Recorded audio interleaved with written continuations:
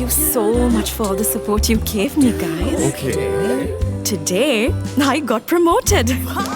Those who spread goodness radiate happiness to everyone around them. Introducing LOLC Finance Credit Cards. Fuel the goodness in you. Welcome to LND Newsweek. I'm Ashwini Vedhakan, and we begin with a look at the COVID-19 situation in the island. As of this week, the number of COVID-19 infected patients in Sri Lanka has surpassed 91,000, with the number of recoveries reaching 87,881, and the total number of deaths now stands at 554. On Tuesday, the cabinet endorsed the import of 7 million Sputnik V vaccines with an allocation of $69 million.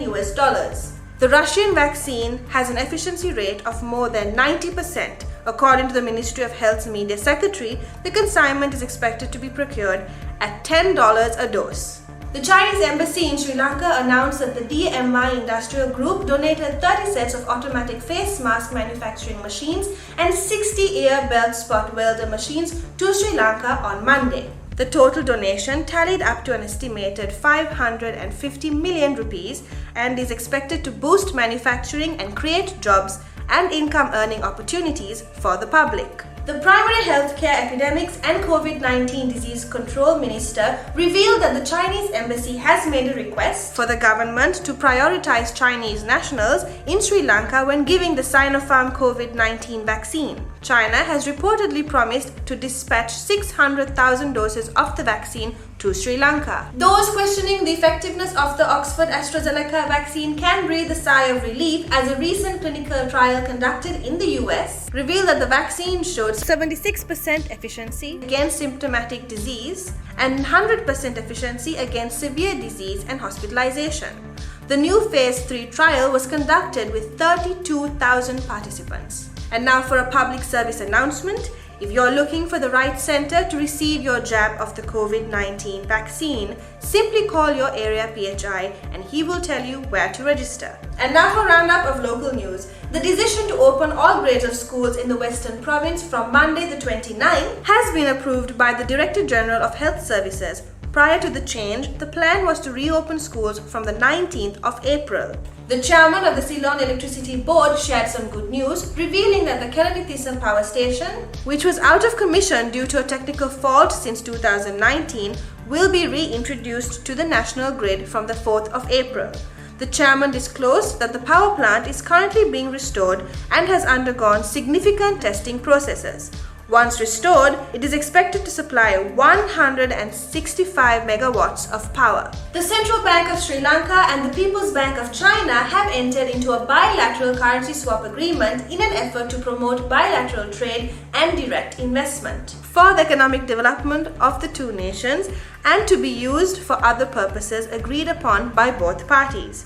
This agreement is valid for a period of 3 years and entitles the central bank to a swap facility amounting to approximately $1.5 billion.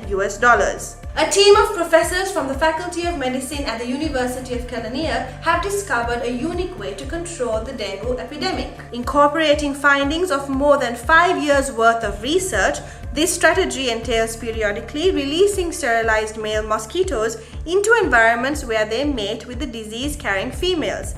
If the theory holds true, the next generation is expected to be sterile. A pilot project is scheduled to be launched on Monday, the 29th of March. Moving on to business news, according to the provisional Sri Lanka Customs statistics, the country's export earnings registered a growth of 2.5% in February compared to the previous year, amounting to nearly $1 billion, thereby maintaining a steady growth momentum recorded over the past 5 months. The cabinet has approved legislation that, once gazetted and passed in Parliament by the President, will establish an economic commission for the $1.4 billion port city, enabling it to attract investment and function as an international financial city, a top official said on Wednesday. The EU-funded technical assistance to the modernization of agriculture program is poised to target Sri Lankan e-agriculture as one of its key initiatives. The TAMAP project hopes to create an environment of sustainable and efficient agricultural production by providing provincial training for government officials. 9 e-agricultural sessions are expected to be conducted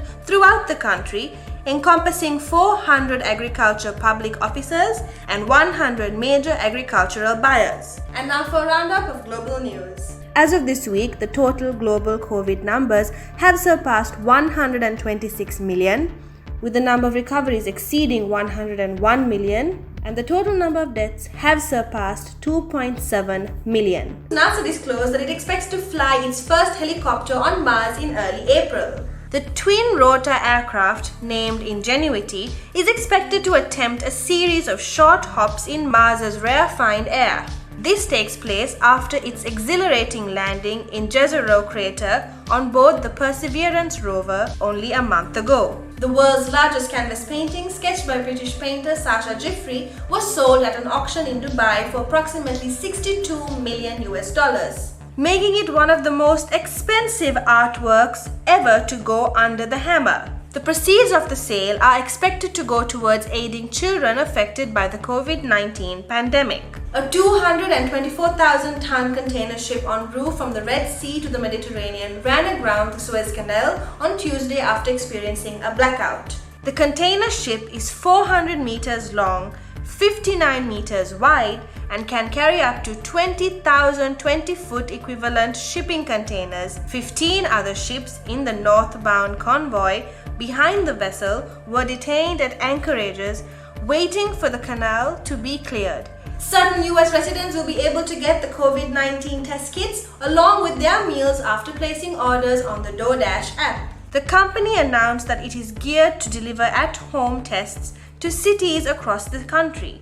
2 types of tests can be delivered, a nasal swab or a saliva sample, and both will yield the results within 24 to 48 hours. The innovative mastermind behind Tesla has revealed that the public can now purchase its line of electric cars with bitcoins. This marks a step towards mainstreaming the use of cryptocurrency in commerce. Bitcoin's value rose by 4% after Musk's tweet. Wrapping things up, we look at the world of sports. Lionel Messi broke Barcelona's club appearance record on Sunday as the Argentine played his 768th game for the Catalan Giants on Monday. The previous record for most appearances was held by club legend Xavi Hernandez. Wicketkeeper and batsman Tom Latham's 110 off 108 enables New Zealand to chase the 271-6 target set by Bangladesh in their second ODI. The hosts won with 5 wickets to spare. New Zealand has already won the series 2-0 with a game to spare. Rugby fanatics can look forward to a 2 separate tournament as Asia Rugby has given indications that the Asia Rugby Sevens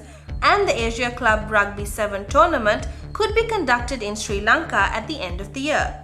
This follows an invitation by the Sports Minister to conduct 2 tournaments during his recent visit to Dubai. That's all the news we have for you this week. Don't forget to subscribe to our YouTube channel and follow us on Facebook and Twitter. Thank you for watching and stay safe.